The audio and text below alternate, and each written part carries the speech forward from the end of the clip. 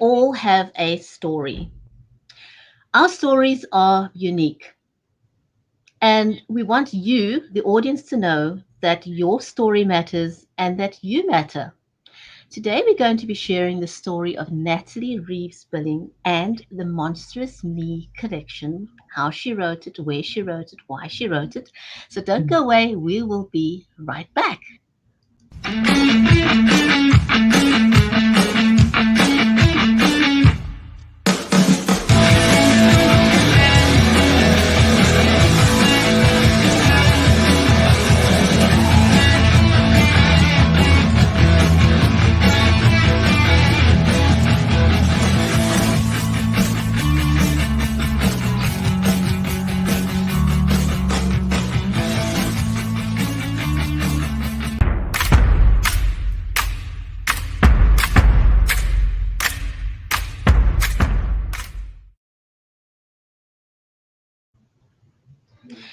If you're just joining us, welcome to the Writers Corner live show. I'm your host, Brigitte Limbanda from Cape Town in South Africa.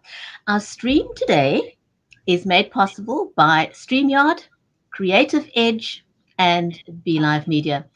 A special warm welcome wherever you're watching us. If you're watching us on Amazon Live, Twitter, Facebook, YouTube, and last but not least, LinkedIn, this is an audience-centric show, and we are watching and monitoring the comments.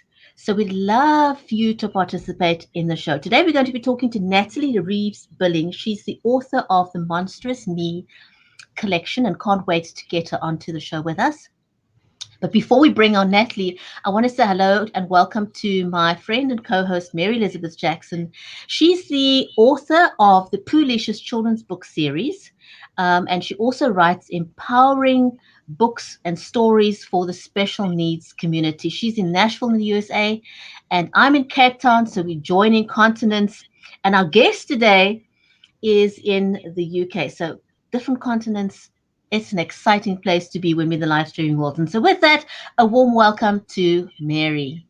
I know, we're global, aren't we? So we are global, Turi global. Oh, there you go. Yes, I like that. So we're excited, and we are happy to be here. And we're talking about kids and kid books and fun and all that great stuff, and empowering children. I know she's got a heart and passion like I do for empowering kids.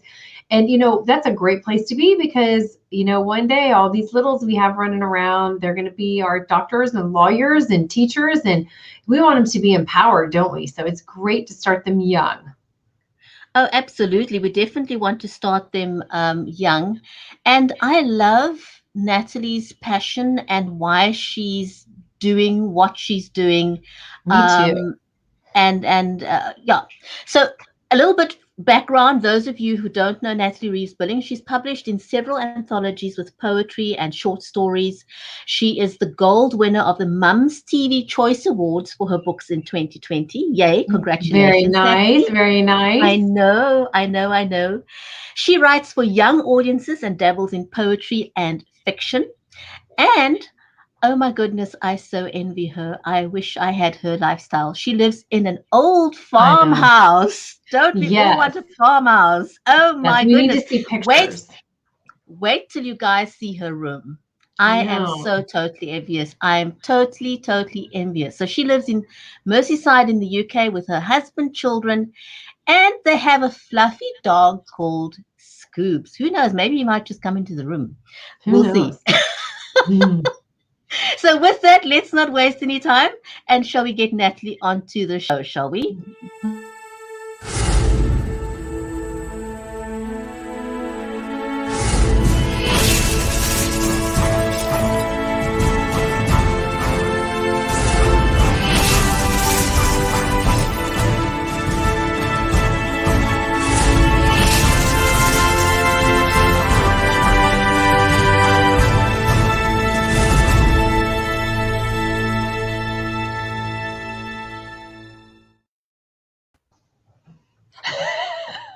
Natalie, welcome to the show. So glad to have you join us. We feel Oh, very honored.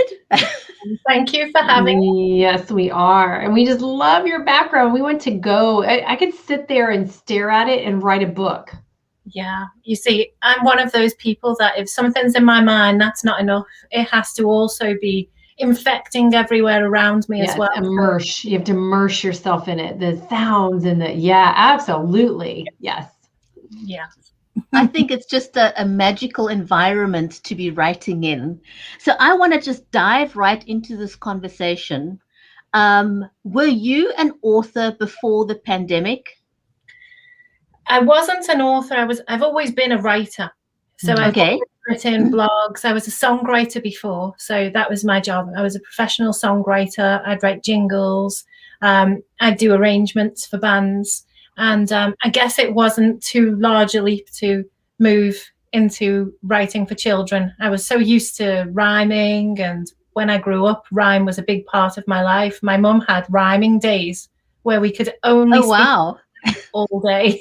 Oh, that's so fun. But you know what? That allows your brain to really grow and be creative. I'm a big fan of Dr. Seuss, and you're a big fan of Dr. Seuss. Yeah. And I love just, he was allowed to break the rules, but in a very healthy, positive way, so that allowed him to have no boundaries of creativity. So I love all his words. And you know what? That's how kids learn. I mean, you could say a silly word to a child and you've got them hooked. Yeah. Yeah. And that's all you need to do, right? It's true. So true. Oh, my goodness. So I want to know what inspired you to write the Monstrous Me collection, and what is the connection with you doing that in particular during the pandemic when most of us were sort of like flailing do we around. really have to deal with this, Yeah. Tell us the story. Okay. So I'm a bit of a spooky person anyway. I like things that go bump in the night. I like monsters and stuff like that. So if I was going to write a children's book, it makes sense that it was going to be about monsters or ghosts. So I was always intending to write that story. But during the pandemic, I realized when my daughter said to me, "Mom, you always say that there are two sides to every story." She said, "Well, I haven't seen two sides when it comes to you. There's only one side. It's your side." That's hilarious. That's absolute, and she's right from a child's perspective. That's spot on. And then I thought, well, isn't that interesting? Because are there any books that explore both sides of a story and tell the exact same story, but from a different viewpoint, and how we could use that tool in lots of different ways? So the Monstrous Me collection came when we were all home together, 24/7, all getting on each other's nerves and trying to work that all out, feeling terribly guilty every time we tell our children off.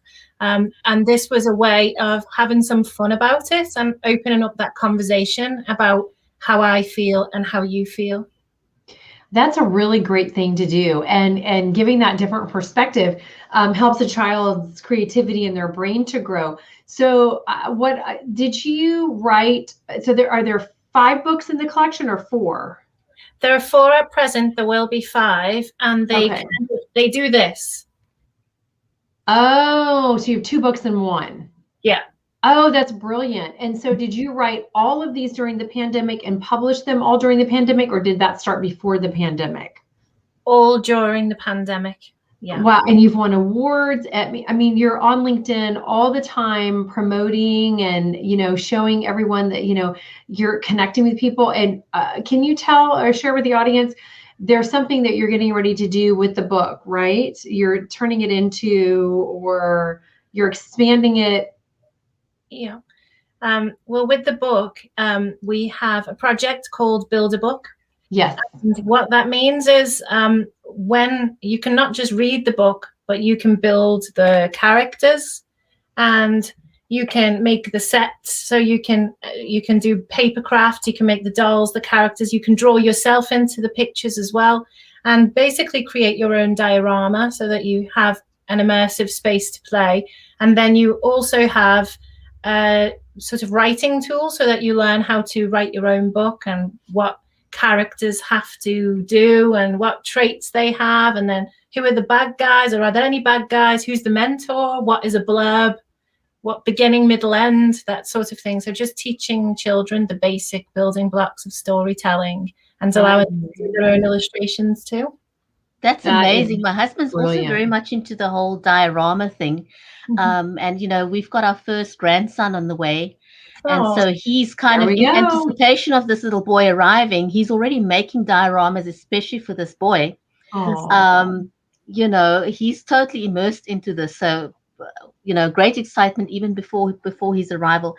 Natalie, I want to ask you, can you, you know, in one of the books, can you read us an example of how you flip the story, just so people who are watching can get an idea of how you flip it around? Sure thing. Because it's very unique. It's very unique. So here we have, from the sister's perspective, my brother is a monster. And here she is. This is a typical scene at the kitchen table. So we have, at breakfast, he eats with his hands and his nose, gives some to his hair and the rest to his clothes.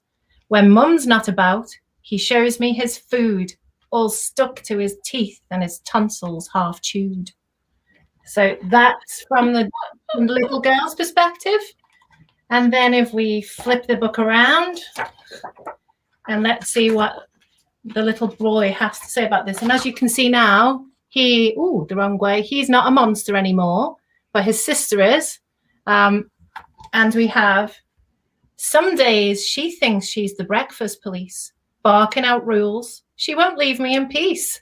She doesn't like bacon or sausage or bread, but runs to tell Dad when I eat them instead.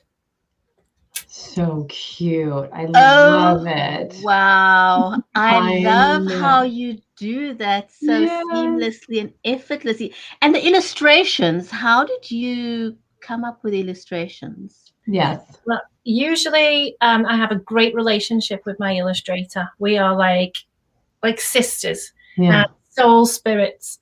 And so I have an idea, I get on the phone, and I don't have to even say a word. I'm going, oh, imagine that. And she goes, a big bubble with sparkles coming out of it. I go, yeah, that. That's great when you have that connection with somebody. They can just read you, and that it's like magic happening right in front of your face, isn't it? Yeah. Absolutely. Yeah. So important. I mean, illustration is over half of a children's book. And so I do have some quite a bit of input into what goes into those illustrations in terms of storytelling, because with my Monstrous Me collection, we often have the pictures telling a different story altogether, often a contradictory one. And so it's a lot about conversation and pointing out things with your children and saying, oh, do we believe that? Let's have a look at the pictures. So it just sparks off a healthy debate at home. I like that about the book, that it's because that's often where parents come unstuck, and especially during the COVID period, is finding a way of opening up the conversation in a safe space that doesn't send sparks flying. Yeah, right. Right. We don't want anyone to explode in a small little thing. But having those conversations is so important. And you know what, helping kids to make fun of things that they think are scary, the monstrous things, if they can look at them and laugh, and they can see, oh, they're silly. And I tell you something, kids really, they just learn from rhyming is just so amazing. And it's taught in schools for, education, but the writing with rhyming is just so important. I know when I first started writing, everything that came out of my mouth was rhyming. I was like, what is wrong with me? What is happening here? I don't understand this, but it just started coming out that way. And so that still happens for me when it deals, when I'm writing for children and poetry. So I know you're a poetry lover as well. And it's a great place for rhyming to come out in poetry. But I think that the work that you're doing in the UK where you are is just wonderful. And you're leaving an incredible legacy for your children. And what you're teaching your children is really important as well, to dream big. Who knows, maybe one of your kids is going to end up a writer, an illustrator. There's no telling what they're going to do. But letting them be able to watch mommy do it and say, hey, maybe I could do that. It's an amazing gift to give your children. No, thank you very much. So how did this lead to Ben and the Bug? Just staying with the theme of coronavirus, being stuck at home, children not understanding what it's about, being afraid of the unknown. I mean, I love what you did with the other books. It's phenomenal. I don't know if anyone else has done it. I think that's sort of groundbreaking work. Before you tell us about Ben and the Bug, how has the book been received so far? It's the series. How's the series been received so far? It's been wonderful. I mean, I'm a member of lots of parenting sort of tours. So the book has done lots of tours around parenting networks and been tested by parents with their children. So I'm getting real world feedback rather than somebody judging, and it's kind of like tested in situ. So I'm really pleased with the feedback that I've got so far. But also I did send as part of my research to some universities as well across the country who are training teachers in early years and primary schools, just to see what they thought of it. And the reviews were amazing. So I use them quite often in my social media posts. And I'm hoping to develop a system of being able to use storytelling really to unlock some topics that are very difficult to deal with. And they could be all sorts of things that keep us apart because we don't know how to start to begin to talk about them. So, we could talk about LGBTQ, cultural issues, politics, science, all those sorts of real world topics that are very difficult to broach with children.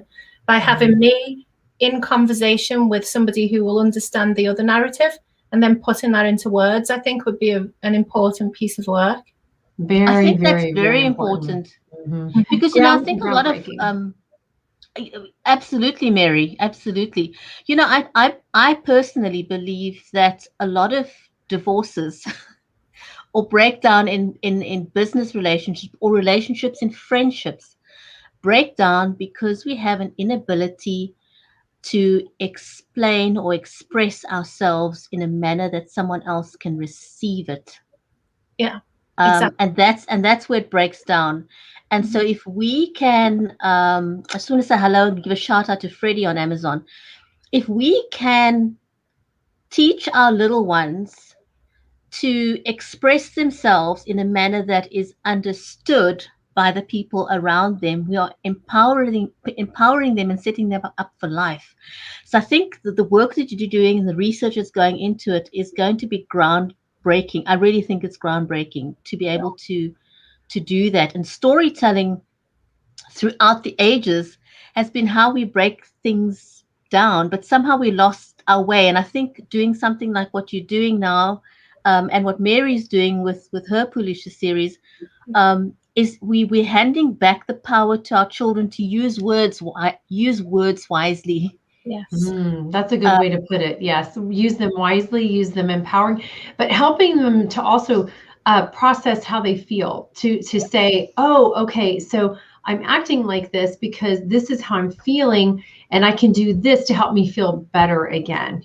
Jumping or stretching or running or deep breathing, just relaxing so they can get back to kind of baseline. And that's really important for them to understand, because I really believe, if teenagers were taught these tools, and they can still be taught these tools, and even as adults, how many times, Natalie, do you or Brigetti or anybody even watching, we have something happen during the day, and then all of a sudden we feel some kind of funky way, or we get really frustrated, but we don't really know why. I just feel kind of right now, but I really don't know why. And I want to jump, or I want to scream, or I want to yell, or you may want to punch the wall, and we really don't know what it is. But if we can stop for a minute and kind of, tear it apart and break it down just a tad bit, we can actually unfold what's happening and then go, oh, okay, I'm still okay, even though I feel this way. And now I'm going to do something that's going to make me feel better. I don't know what that is. You could eat a marshmallow, a cookie, paint something, read a book, call somebody. And just know which words to use, because, it's often said that people who cuss a lot, for example, they lack a good vocabulary because they cuss because they don't know which good words or how to express themselves properly. Yeah. And that's the problem. Well, you know, Yeah. Letty, not even just cuss words. I mean, even how you can reframe a story just by changing one word fascinates me. For instance, if my husband comes to me and he says to me, and then you sauntered past like nothing was going on. Well, that's going to annoy me because the use of the word saunter past is like I sort of was throwing it in his face. But if he said, but when you walked past, well, none of that trigger comes right there. So I guess it's the choice of words. You can load up your words and you can use them for your agenda.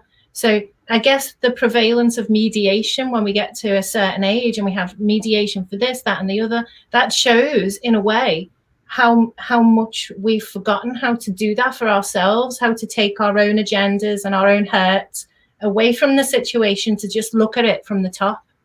And the tone that you use. You know, I'm so fascinated by people's voices and how they sound. Sometimes I close my eyes when I listen. And I just wrote about this recently. But when, you know, and you have several children, Brigetti has several children, and I do. And so it's funny how the way our children talk to us, you could have a child who talks to you and instantly you're defensive as a mom, like you feel like you have to correct or whatever. Then you can have child B talk to you and it's like, oh, it's so disarming. In the same way, when we talk to our kids, you know, we can talk to our children differently and they take what we say differently. And like you said, the sentence of your husband, it's the tone of the way he said the word, because he could have said it silly and it wouldn't have bothered you, you know. And then and like people who do meditations, if you do meditations, I do them, and there are people I can listen to and I love their voice. And then there are people that are like, it's nails on a chalkboard. I cannot listen to it. And I'm very sorry. I don't mean, you know, but it's that tone that really, you know, it's like music, right? It can rustle. It's exactly like music. It's exactly like music. You know, It's that I've often vibration. over the years, it's the vibration. I've often wondered sometimes, why am I so wound up? And then it's something playing on the radio in the background. Yes. You know, Freddie says it goes with the emotion. It is Yeah, about right. how the words and the tone affects our emotion. So tell us a bit about Ben and the Bug. Okay, so I was happily in the middle of my Monstrous Me collection when this idea for a book to help children and families overcome coronavirus came into my mind. So I had to have a brief pause to get this book out because I just felt like it wouldn't leave me alone until I wrote it. And so I'd been listening to The Owl and the Pussycat, and I love that story. And I just started to rhyme in a similar sort of vein. And I come up with the idea that I wanted to give coronavirus a face. So here he is, this is Bug. And I kind of felt that by doing that and choosing the right sort of character, it gave a face to something that beforehand was unseen. And I think the fear of the unknown is something that terrifies us, and a child will probably put in their mind something much worse than the reality. And so this is a story of a friendship between a boy who meets Bug at the play park. And although it tells children the very, very basic facts, it's also very, very positive as to what we can do about it. It's very basic, so we're not going into anything that could be contradicted as we go down the line. It's just about washing hands and, you know, listening to your mum. So I've just kept away from anything sort of that could stir up any sort of trouble, you know, because it seems to have become quite political at the moment. So I made sure purposefully to stay away from that. And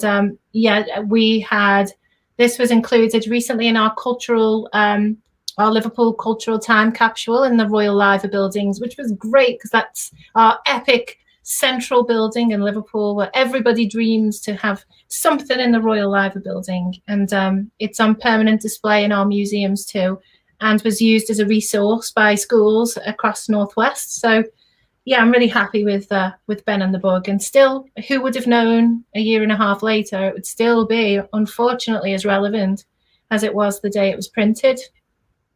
Right. Well, that's very admirable. And you must feel incredibly just so blessed and so grateful to have that response to what you wrote, you know, because you never know what you come up with. We never know. Is it going to catch on? Are people going to think the same way? Are they going to like it?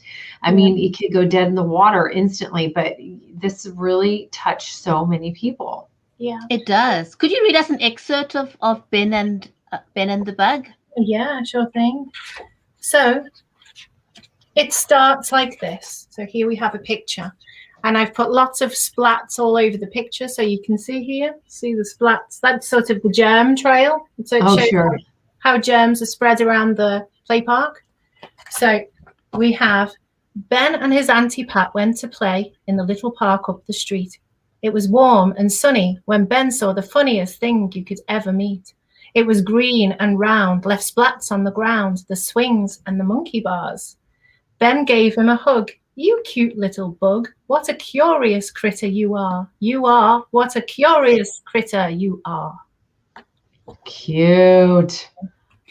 So cute. Wow, that is amazing. That is amazing. That's adorable. What ages are all the books really good for? I would say you can read from birth to your child, which, you know, lots of people have bought them who've just had children, but obviously it comes into its own, I would say, around 4 to 6.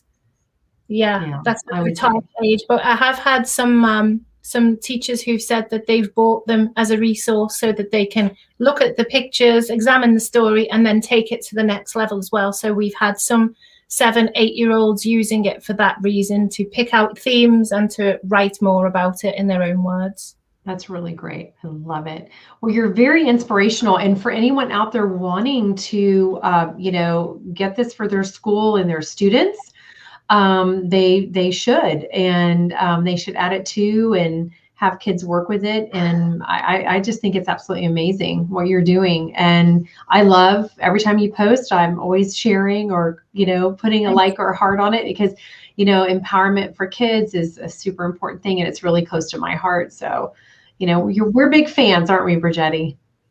Oh, absolutely. Anything that empowers children these days, particularly, is very important, especially with the pandemic. A lot of children were left behind when we sort of, as adults, were feeling sorry for ourselves, trying to make sense of the pandemic.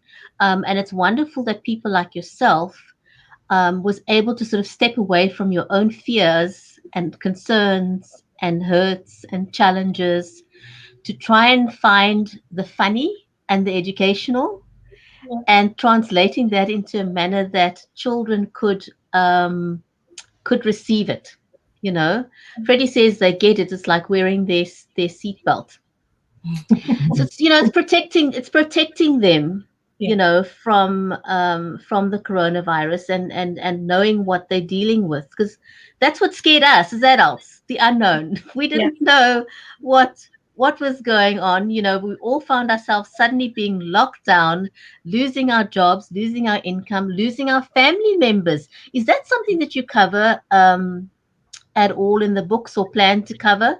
Because that's another thing that I have found personally very hard during this period. And it's hard for children that have suddenly lost a granny or a grandma or an uncle or an aunt. And what do they do with those feelings? They don't understand that the person wasn't even sick. I mean, I've lost friends who had it for just a few days and they're gone. And I have a hard time with that. How more so with young people? How do they understand that somebody was okay just a few days ago and suddenly they have been ripped from their lives? Is that something you intend to cover? Well, it's funny. It's like you're looking into my mind. But one thing I haven't said on social media yet is that I've actually secured a publishing deal for next year. And although I haven't released any details yet, the 3 manuscripts that we're working on, one of them is about grief for children. So it's funny you should say that. The way that I describe it in that book is like a jigsaw puzzle with a piece missing, and how to replace that piece. How do we mentally put that piece back when that person is gone? And the illustrations sort of unlock that as well, this pursuit for the missing piece. And so, it is very important. And I got a lot of help from people who have experienced this as well. It was quite a devastating process. It was very hard to keep that one light and beautiful. But I felt that in order to get the most out of it, I had to kind of take them on a journey, but end on a very beautiful, positive note. That's really great. It's a minefield of a conversation. I personally dislike the idea of telling children that the person's gone to sleep, because I found that children then become afraid of going to bed and sleeping because they have Right. that association Right. of sleeping and dying, and they quietly, they may not know even how to express it, but they now become afraid of going to sleep because they think they may never wake up again. Yeah. Right. So one's got to be very careful. Mhm. Yeah. But anyway, Natalie, thank you so much. This was amazing. We are so grateful that you came to share this, and thank you for these amazing books that you have Yes. shared with us. Thank you so much. Thank you to our audience. It's been great to have you here joining us today. And we'd love to have you back again and like to know more about what you're going to be doing in future. This has been fantastic. Thank Thank you. you. Thank you so much, Natalie. We love you. We love you. You have a story that is unique, a story that needs to be heard, a story that people care about. So it can get them to stand up for what they believe in. It can inspire them to change. It can inspire them to take action. It can inspire them to care. Care enough to be the light to someone's darkness. Care enough to extend a helping hand to someone who's down and out. Care enough to call things the way they are and see them for what they could be. Your story can make a difference. Your story can save a life. Your story matters. One story changed the entire world. Your story could do the same. All you've got to do is own your story.